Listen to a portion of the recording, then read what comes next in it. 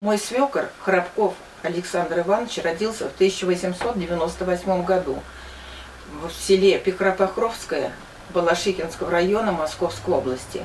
Работал в ВГПУ города Москвы. В гражданскую воевал с басмачами в Средней Азии. В 1943 году был призван в армию. В 1944 году его жена Мария Храбкова получила известие о пропавшем без вести муже, отца 4 детей. В 1984 году пришло письмо из города Киверцы Волынской области, Украина, от следопытов-школьников из школы номер 4 с просьбой навестить братскую могилу, где захоронены останки погибшего экипажа сгоревшего танка.